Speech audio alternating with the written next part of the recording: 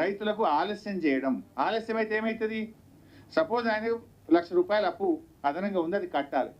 ఆ అప్పు కోసం ఆయన తిరిగి 2 నెలల్లో 3 నెలల్లో ఆ ₹1,00,000 తెచ్చి బ్యాంకులో కట్టాలంటే ఈ 3 నెలల్లోపు అతని వడ్డీ పెరిగిపోదా? అతని మీద మళ్ళీ మిత్తి భారం పడదా? నువ్వు ఇచ్చే 2 లక్షలు ఇచ్చేస్తే అట్లీస్ట్ అతని వడ్డీ భారం అన్న తగ్గిపోయేటువంటి అవకాశం ఉంటుంది. అంటే ఒక రకంగా ఇది ప్రభుత్వం రైతు రుణమాఫీని ఆలస్యం చేసేటువంటి ప్రయత్నం, రైతులను తిరిగి అప్పుల పాలు చేసే ప్రయత్నం. ఇవాళ నీ 2 లక్షల మాఫీ అయితే అతనికి మళ్ళీ క్రాప్ లోన్కి ఎలిజిబిలిటీ వస్తుంది. కానీ నువ్వు ఆ 2 లక్షల పైన ఉన్న అప్పుడు కట్టాలంటే వడ్డీ వ్యాపారులను ఆశ్రయించి తిరిగి అప్పుల ఊబిలోకి రైతును నెట్టినటువంటిదే తప్ప ఇందులో రైతులకు మేలు జరగదు. ఇంకోటి ఏంటంటే బ్యాళ్ళకి ఈ ప్రభుత్వం వచ్చిన తర్వాత కరువు పరిస్థితులు, మన నల్గొండ, మహబూబ్ నగర్, ఖమ్మం జిల్లాలో కృష్ణానదిలో నీళ్లు లేక పంటలు లేవు. పోయిన సంవత్సరం పంటలు లేవు.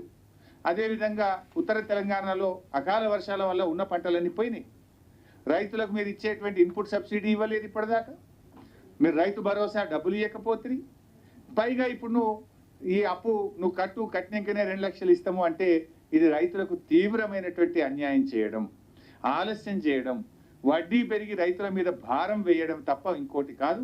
ఇటువంటి నిబంధనలన్నీ తొలగించి నేరుగా రైతు ఖాతాలో అతని అప్పు ఎంతనే ఉండని మీరు ఇచ్చిన మాట ప్రకారంగా 2 లక్షల రుణమాఫీ చేయాలని, ఇందులో పెట్టిన 4.11 షరతును తొలగించాలని చెప్పి బీఆర్ఎస్ పార్టీ డిమాండ్ చేస్తూ ఉంది.